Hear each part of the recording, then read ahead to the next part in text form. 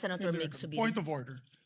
Madam President, the point of order. Under Section 93, 94, and 95 on unparliamentary acts and language, I just want to point out that the video that the lady senator presented was obviously opinionated, a propaganda tool, right? It's should be stricken off the record, Madam President. And it's unparliamentary. We've seen videos presenting evidence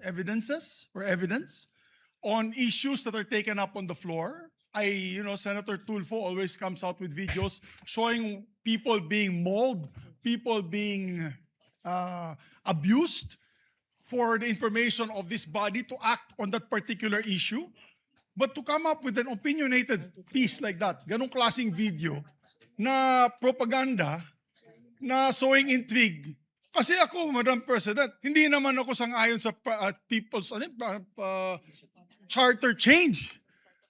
I was the first one in this institution who fought that kind of move with the PI, and all of us together, kaming lahat, for the first time in the history of the Senate, 24 senators tumayo dyan at pinasapo natin yung Contra People's Initiative, na fake People's Initiative, na talagang kinall out natin yung lahat ng grupo ng tumutulak nun, from the Speaker and even Malacanang, kinalaban natin. Kaya wala kaming kinalaman dyan. Bakit sinama kami dyan sa propaganda na yan? Na dahil kami, Duwag 11? Ano ba yan? Bulaga 11?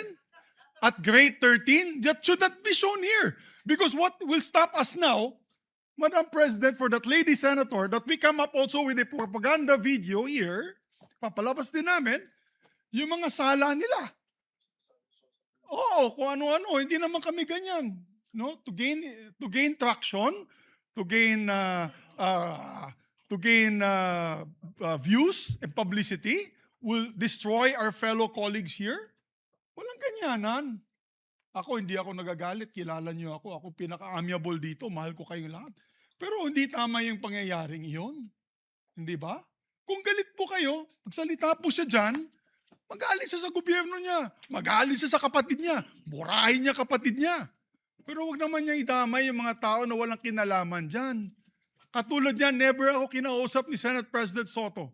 Never ako kinausap ng mga kasamahan ko dito about charter change. Kasi alam din nila, tutol ako. Tinanong ko din sila, wala silang kausap, wala silang kinalaman, wala silang alam sa charter change. This whole group is just nodding, shaking their heads. There is no such thing. Inday-badiday na ba tayo dito sa Senado? Kaya nga sinasabi, we're a circus.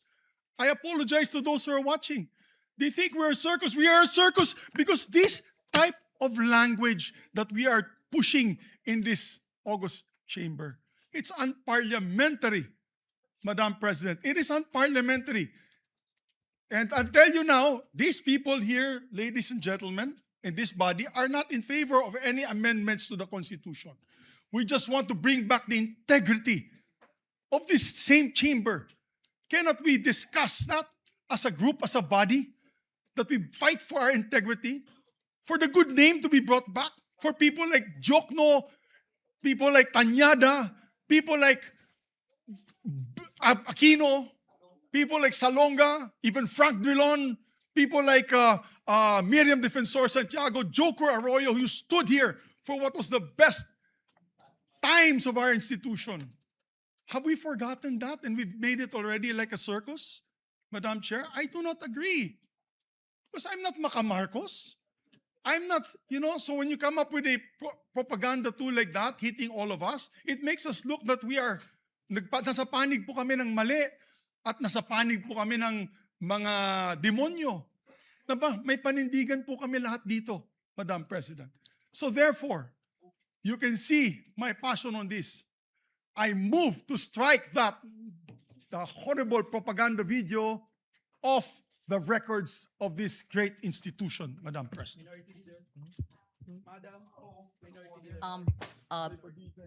Before I recognize the former Senate President, may I ask the former Senate President, Senator Subiri, is that transformed into your motion? Yes, that's a motion. That is your motion. That is a motion, Madam. Yes.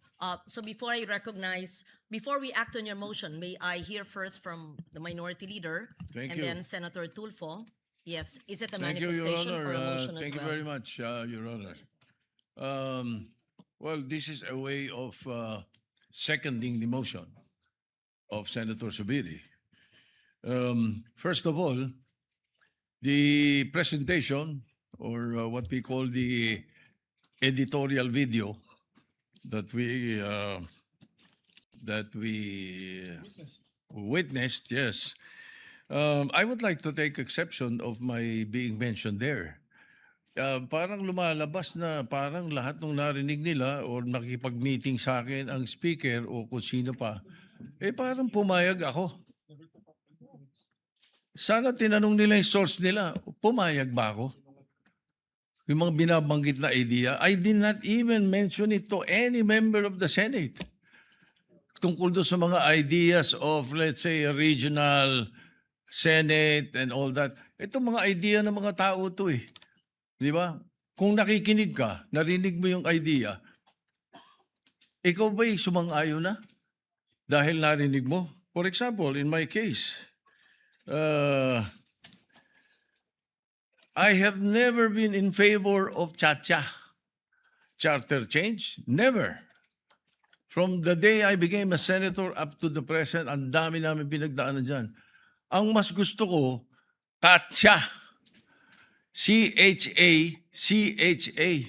Not charter change. Ang kailangan natin, Katcha, character change. That is what we need. Kaya kung merong, let's say, may idea ang Speaker of the House, gustong kausapin ng Senate President at sinasabi nila, meron silang mga membro, ganito, idea ganito, nag-idea ganito, ay ibig sabihin ba nun, mali na kagad ako dahil narinig ko? Ano? Did I agree? Ang sabi ko pa nga, if we're going to change or amend, not change amend, ang nabanggit ko. If you're going to amend the Constitution, baka ako pumayag sa isang bagay lang, sabi ko. At yun kumbaga sa in jest ko pa sinabi. Sabi ko, ibaba natin ang edad. Bakit sa Amerika, 35 years old ng presidente? Ang senator, 30. Bakit sa atin 40 and 35? Kaya mali pa rin yung sinasabi doon sa isa sa comment sa the distinguished lady na sinasabi, gusto ko raw iakyat into 50 para ma-disqualify doon sa Duterte. That's not true, Mr. President, Madam President. That's impossible. I never said that. Di ba? And I have nothing to do with the proposal for any elections of Sara Duterte in 2028. For all you know, I might vote for her. Di ba? Ano pa yun eh? Hindi pa pwedeng porque pinag-uusapan, narinig mo, yun na kagad. At saka lalabas dito na para bang ako'y nakikiisa. I have nothing to do with the allegations of Chacha. I heard the proposals. I never brought it up to my colleagues, any one of them. Hindi ko binanggit eh. As a matter of fact, there was one time na sinasabi yung meeting daw namin, Senator Lacson was there. He dropped by because he had the board meeting. Tapos sabi ko, tama-tama, nagkamali siya ng pasok. Andun lang kami. Well, it's not a room. It's just the VIP area that's open, very open. Sabi ni Senator Lacson, anong ginagawa niyo rito? Nagkamali ako ng pasok. Hindi, sabi ko, nagkwentuhan lang kami. Sabi ko, at tinanong ko pa siya, ilan ba yung kwartong pinapagawa sa new Senate building? I even asked him that. Bakit? Sabi niya, why? Ito kang kako, yung mga congressmen gustong gawing regional. Gusto nilang gawing 36 ang mga senador. Sabi ko, tatanong ko kung kakasya ron. We were joking. So yung mga source na nakikinig ng mga kwento, parang they make it sound sinister. Mag-ingat po tayo sa mga ganong kwento. Hindi ko sinasabing hindi nangyari. Nangyari. Yung nag-usap kami, nakita kami. As a matter of fact, you will not be surprised. You should not be surprised if I often see Bojidi. Because Bojidi is my golf mate. Ang mga golfing friends namin, every now and then, nagkaka-dinner kami. And during that time, na pinag-uusapan nila yung na binabanggit na Nag-meeting daw kami dahil sa Chacha. Parang ganun ang dating eh. That's not true. Ang talagang topic namin was the new TW777 of Honma Meres. It's a new set of clubs that Speaker Boji was telling me that he wanted to buy and asked me if I tried it already. Eh kami mga golfing buddies na grupo eh. Even Dom Mendoza was there because Dom Mendoza is NPC also. He's the Secretary General of NPC. So pagka nakikita-kita kami almost every 2 weeks, every month we have an NPC meeting. We always miss you, Madam President, because you seldom attend. You know? So hindi dapat masamahin kung nag-uusap-usap ang mga politiko. Kung may mga idea mga politiko. That's why I really take offense. I take exception to what was presented. Parang I don't care about what the other mention or the other things that were mentioned. But as far as the issue of my involvement in Chacha is concerned, I vehemently deny. Definitely, I have nothing to do with that. And I second the motion of Senator Subiri that the editorial video should be stricken off the record because it appears na parang mayroon tayong sinister na plano na kasama kami. Thank you. Yes.